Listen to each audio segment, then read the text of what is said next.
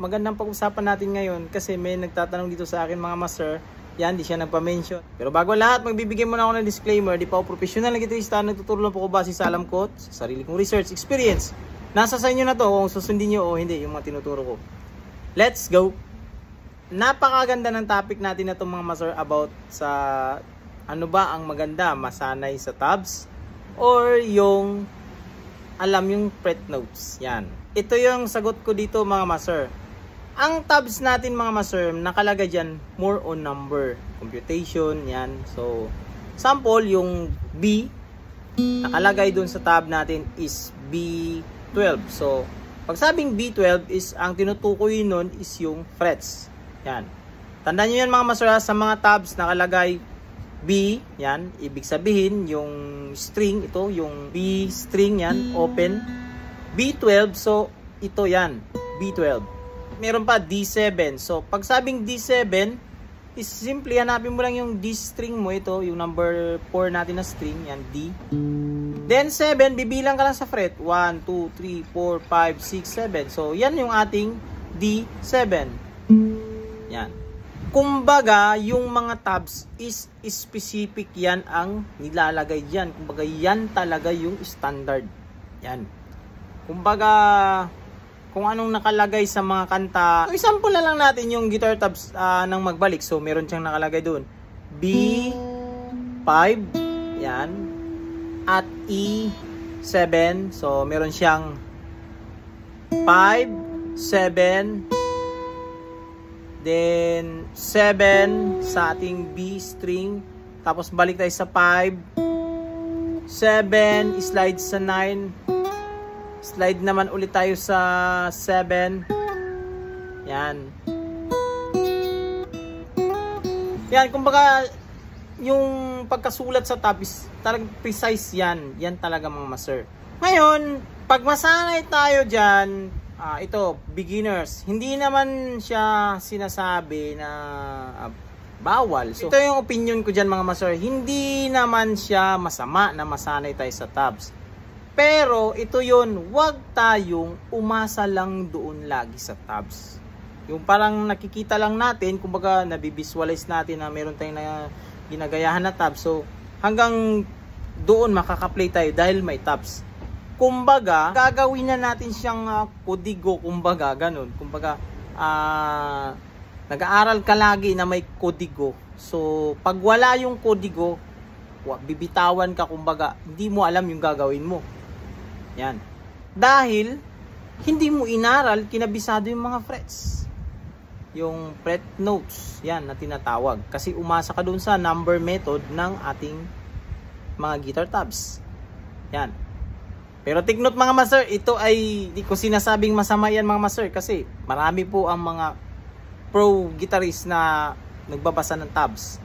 At sa tabs din sila nakatingin, nakatuon. Pero ito kasi yan, pag mga pro guitarist, hindi nangangahulugan na bumabasa sila sa tabs is doon na sila umaasa. Kumbaga, may mga certain part lang, mga sample, mga critical na mga chords or technical masyado na kailangan talaga nating i-visualize na yon. O yon ang ginamitan ng tabs din. Hindi naman lagi-lagi siyang nakatingin doon sa tabs. Alam naman niya yung tinkle-tinkle yan. Hindi niya na kailangan yun natitignan sa tabs. Yan, get my point mga master. So, ganun siya. Ngayon, some cases na naputulan ka ng first string, tapos actual na. Tapos, nakasalalay ka dun sa tab.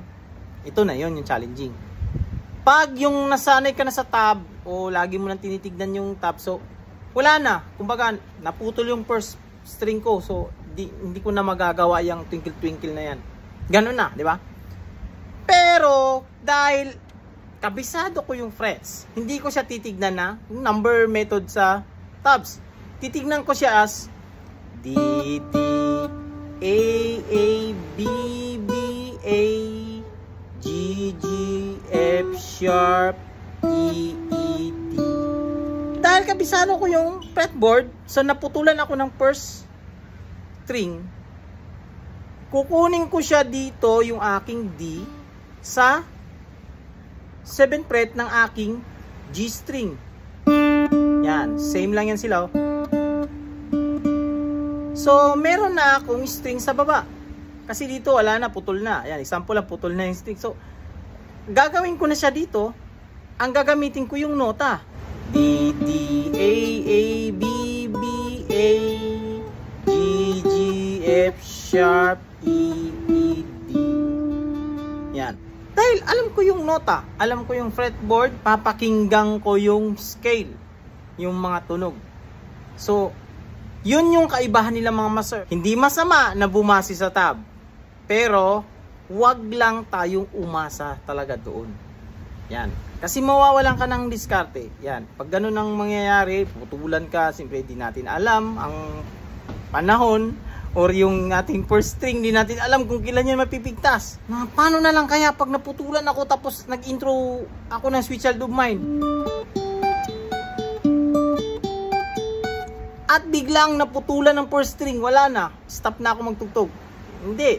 Kasi pag alam mo ito na meron din tayong G at F sharp dito sa ating B string, so magsiship lang tayo ng ating skala. So ganito na siya. Same lang yan dito.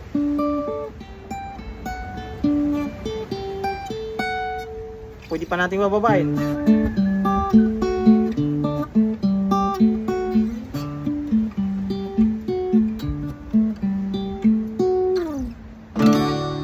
Yan. Yan yung kahalagaan mga master pag alam mo yung nota. Alam mo yung fretboard. Alam mo yung mga octaves dyan. Alam mo yung scale kung saan dyan sa ating fretboard.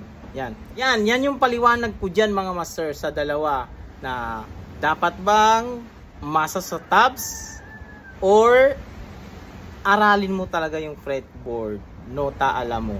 Yan. Yan, hanggang dito lang sa video natin na ito mga master. Sana may napulot kayo dun mga master sa ating topic ngayon mga master. Yan. So, ulitin ko, hindi masama na babase sa tab. Wag lang umasa na sa tab. Yan. So, this is Smart Music. God bless you all. Peace out.